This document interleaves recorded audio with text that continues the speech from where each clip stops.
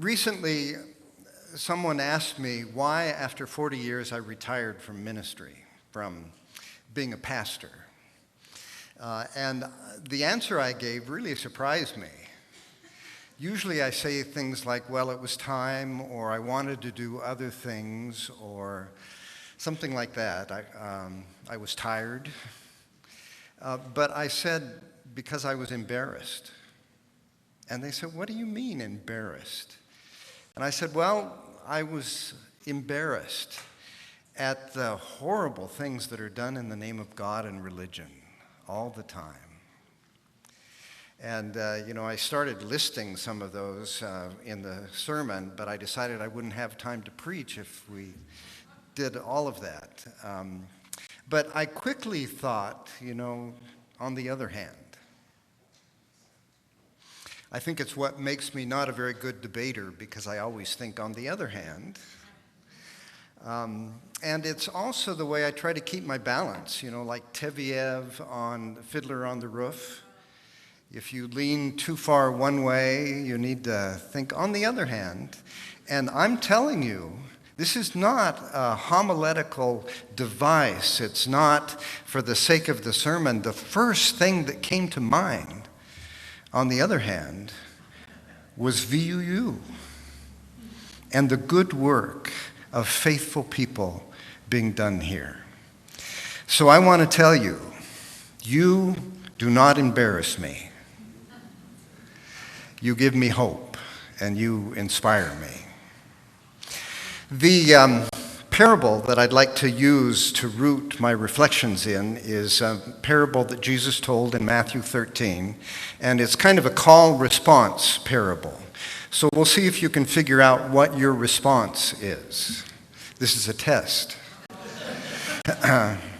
So there was this merchant who went out looking for a treasure, and in the process discovered this precious pearl that was so very, very valuable. That's my call. It was so valuable. What's your response?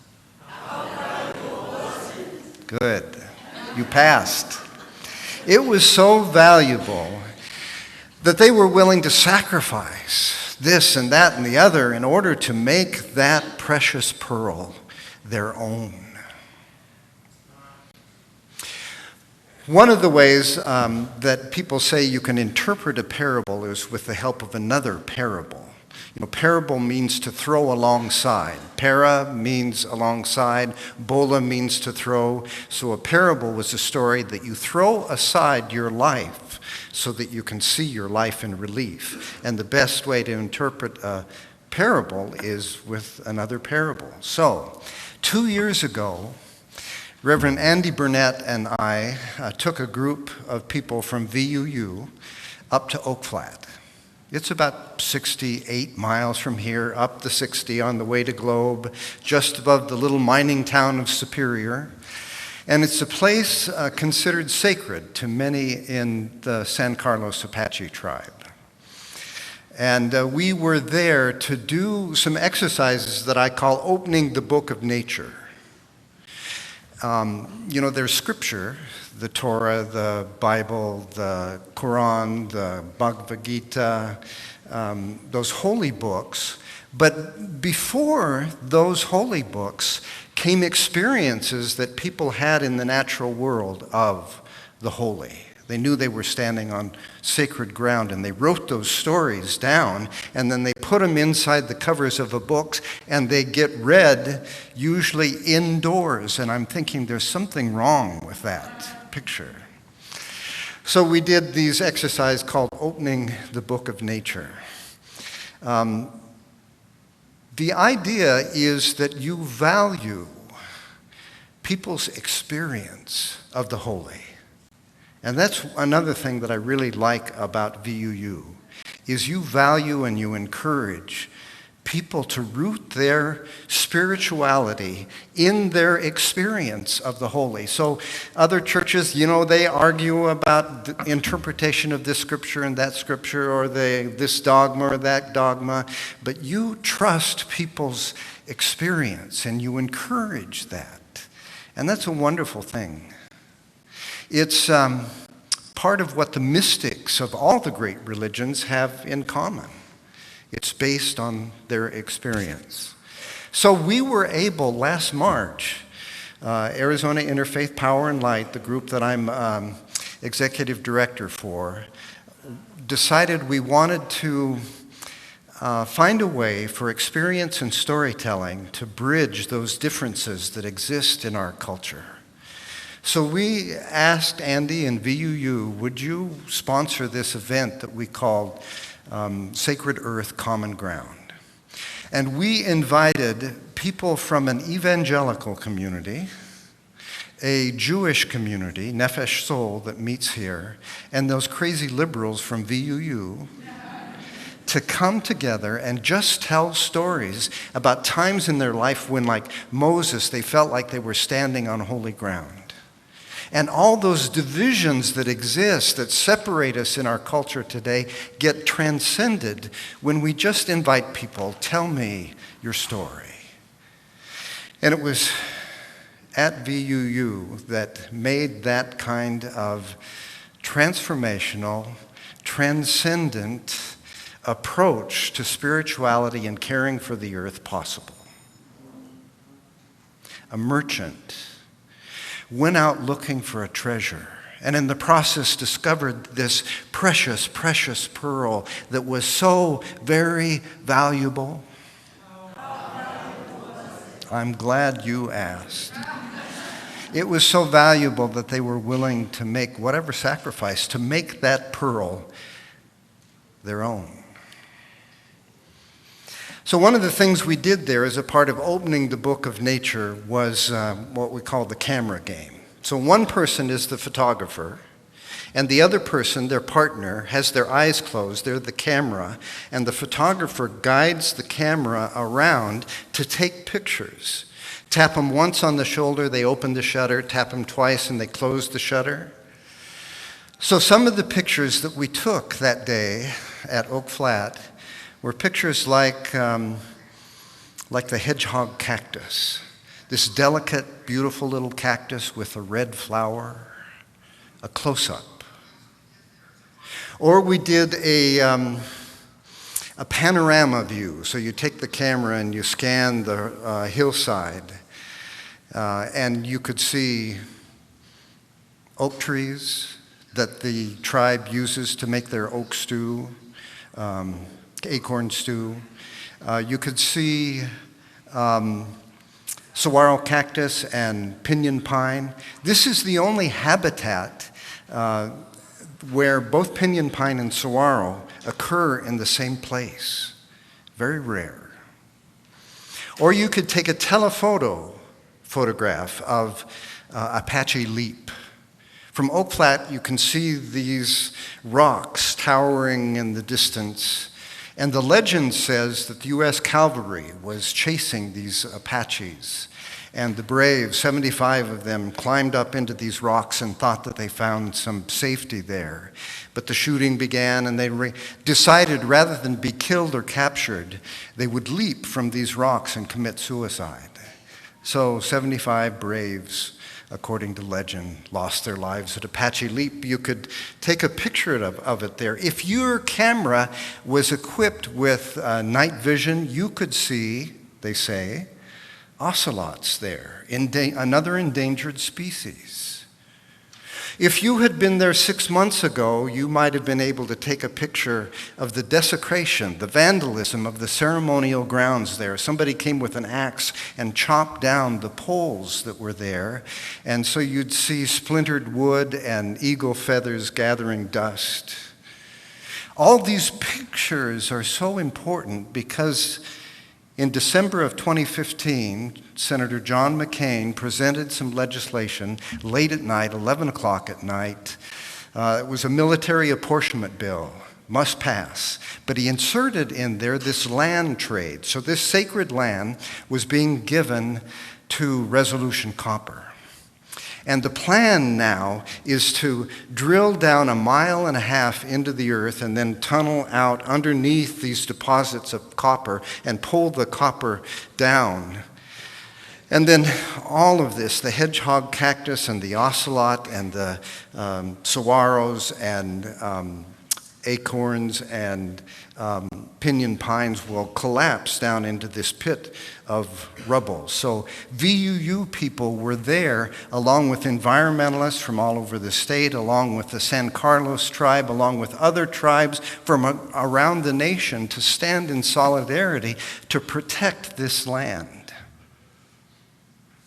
So if you were at Oak Flat, or this year you were at the Women's March, or you were at the Climate March, or you were at the March for Science, or the protest against separating children from migrant parents, if you were there working at iHelp, if you were teaching with OWL, last service I left out things like the Climate March. How could I leave out the Climate March? What other...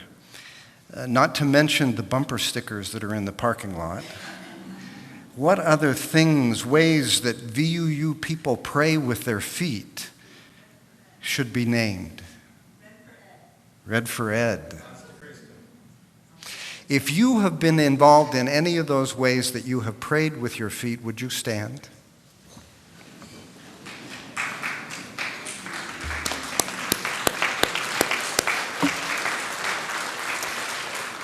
Look around you. This is so incredibly unusual. You can go ahead and sit down now. My research indicates that 5% of most congregations really are involved in those kind of activist efforts. That 5% figure, I just completely made up. I have no idea.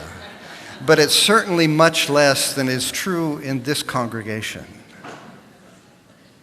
A merchant went out looking for a treasure, and in the process discovered this precious pearl that was so very valuable.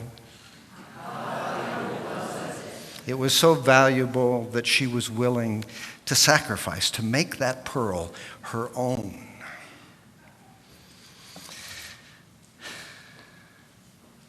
So I know some of the people that have been at work trying to protect Oak Flat and other lands, who've been involved in the climate movement. They're some of my real heroes. They're the Dudley Do-Rights that I look to for inspiration. But I've never met Snidely Whiplash or had a conversation with them until a few months ago. So I'm serving on this board. We're meeting in a downtown office with mahogany desk, conference table, and plush leather chairs. The chair of the group works with an organization that lobbies. It turns out often for developers and corporations. So she announced that after our meeting there would be a lunch, a free lunch, provided by Resolution Copper. And I said, is this about protecting the land? No, she said, our firm is representing Resolution Copper, so it's about that. And I'm thinking, this is going to be very interesting. I'm going to get a story out of this. I'm going to get to meet Snidely Whiplash. So in they come. And nobody is twirling their mustache. Nobody is laughing maniacally. They are really nice people, and I like them a lot. And I don't know what to do with that. So let me introduce you to some of them around the table. There is Andrew. He's the CEO and project manager of Resolution Copper Mine at Oak Flat. He speaks with this wonderful Australian accent that I could just listen to all day. He's got this PowerPoint presentation about the mine that Disney and Pixar would just die for. Got all the bells and whistles. The other end of the table, there's Diego. I mean, he walks in the room, and it looks like he stepped right out of GQ magazine. Both men and women swoon when Diego walks in the room. and his job is community relations. So the people, other people around the table are the people he's had community relations with. There's Rusty. She runs the arts effort in the community that only is able to do the work they do because they're funded by Resolution Copper. And there's Carlos. He operates as the executive director for a Hispanic leadership group funded by Resolution Copper. And there's Tara. She's from the tribe, and her job is to go around and talk to tribe members where the unemployment rate is 50% and tell them about the opportunities they will have if the mine comes into town. And then there's Lissa. She's the executive director for the Gila County Community Action Agency, where because mine companies have come in over the years and then pulled out not just the minerals, but the money and left. This community of people is desperate for rent assistance, for food assistance. So all day long they line up in front of her offices, and the only way she's able to keep the doors open is because of funding from Resolution Copper. All the people around the table, except me, are funded by Resolution Copper. But I really like them, and you can begin to understand, that they have hurts and hopes and dreams just like me. They bleed when they are cut. I live in such a narrow little silo, I think most of the time, a pretty progressive liberal silo, that I don't have many opportunities to rub elbows with people who have very different worldviews than I do. And sometimes I don't know how to do that. I mean, even in my own family, where my brother, I find out, has voted in a very different way than I have. And I don't know how to talk to him. I think what I need is to listen to more sermons from Andy Burnett.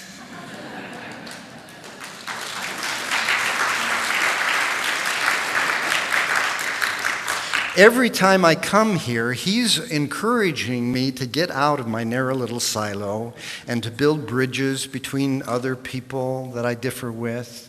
He does that eloquently with his words, but he does that in his being, in his person. Think about it. He is a white-collar, clerical-collar professional from a blue-collar background. He is an urbane intellectual from, as he says, the sticks. He is a respected leader in the UU tradition from the Pentecostal holiness background. I asked him yesterday, texted him and said, do you know of any other UU ministers that come from Pentecostal holiness background? He said, no. He is so eloquent in his sermons, but this is the picture I want you to remember next time he preaches. Picture him as an Assembly of God member, growing up, and as a preacher, speaking in tongues, as well as speaking eloquently for justice. It may be that tongue speaking that makes him so eloquent today. Who knows? Where do you find somebody who embodies those differences that are so divisive in our community? A merchant went out looking for a treasure and in the process discovered this precious pearl that was so valuable. It was so valuable that he was willing to buy, sell, trade, sacrifice, whatever, to make this precious pearl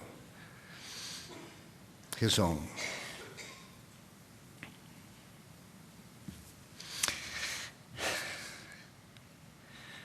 So the bridges were built around that meal, but there were still definite differences between me and the people around that table. And our job is not just to acquiesce or to go along to get along. Our job as faithful people is to raise questions about ourselves and about other people. So after the presentation, Andrew, the CEO of the mine, said, "Are there any questions?"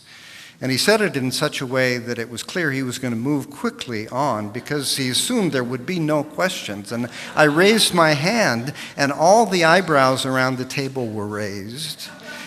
And I had questions about the water. This is an area where the water is pretty scarce.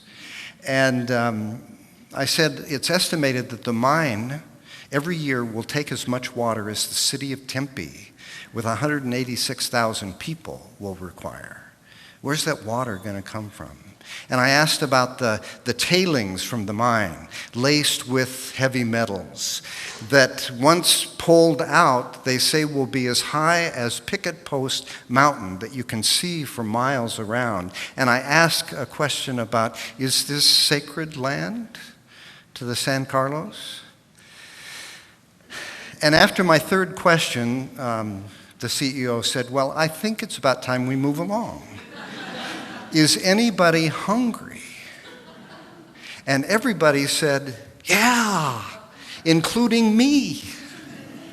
So they brought out these gourmet sandwiches and these chips that you can't find at Trader Joe's or Whole Foods. I know because I've looked. And these to-die-for brownies. And I have 2 sandwiches, some chips, and I'm finishing up the last crumbs of the brownies when it hits me, what have I done? I've eaten a Resolution copper brownie. And I remembered the story of Persephone. You remember that from the Greek myth? She gets kidnapped by Hades. And she's taken down to the underworld, where she's a prisoner there.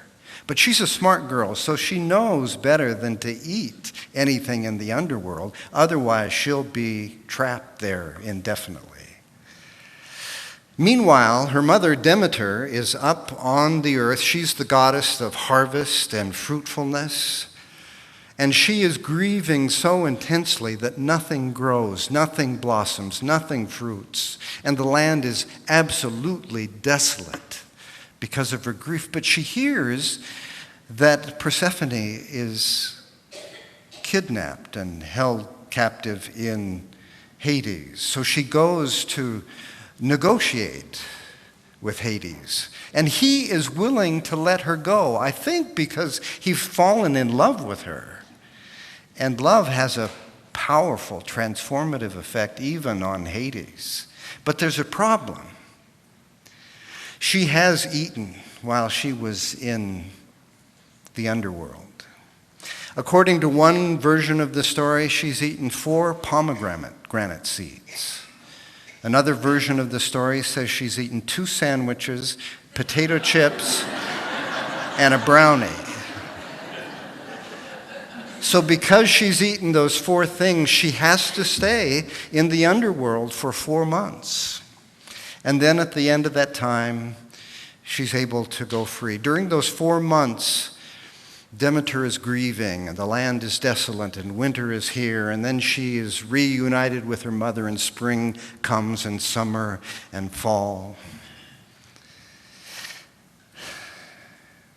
It's not just the Resolution copper brownie. It's the copper. My phone is filled with it. The lights in this building, the plumbing in this building, my car is filled with it. It doesn't operate without copper. My house is filled with it. I am a consumer of copper.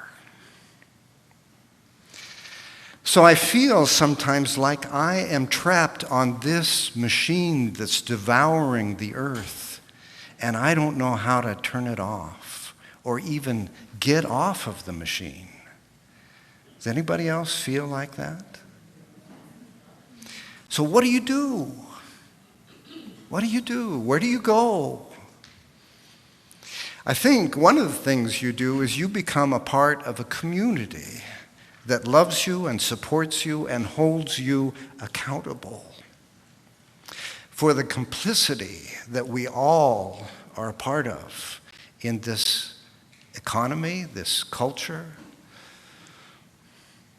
And maybe the second thing you do is you go next spring to Oak Flat and you stand in solidarity with people who have learned to say enough.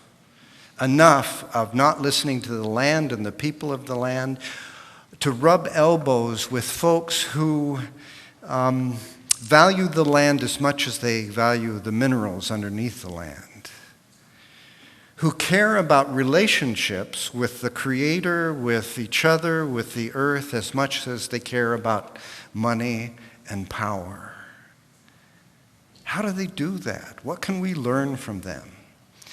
This is a community that in humility recognizes you don't have the corner on the truth. All the symbols in the back remind us that we can learn from other faith traditions. What can the San Carlos tribe teach us? A merchant went out looking for a treasure and in the process discovered this precious, precious pearl. It was so valuable. It was so valuable that they were willing to make sacrifices to make that precious pearl their own. So this is the time in the service where we invite you to bring your estimates of giving forward. In the early service, I got inspired by something that Andy said about democracy and compared it a little bit to taxes, which is not a good analogy. But I think about my taxes when I have to pay them. My money does not go to support endless war or an economic system that perpetuates inequality or environmental destruction. My taxes go, I've decided, to support national parks. You can do that, and it makes me feel a little bit better about my taxes. It's not compulsory, it's not by law that you give here at VUU. I sat in on the class earlier where the theme for the month is gratitude. So we give not out of guilt or responsibility as much as we give out of gratefulness and out of abundance. So it's your way of saying, in this broken, hurting world, I will, with my time and talent and treasure, be a part of making justice and making compassion and making love and service a part of my life here at VUU. One more time. There was a merchant who went out searching for a treasure and in the process discovered this precious pearl that was so valuable. It was so valuable that they were willing to make sacrifices to make that precious pearl their own.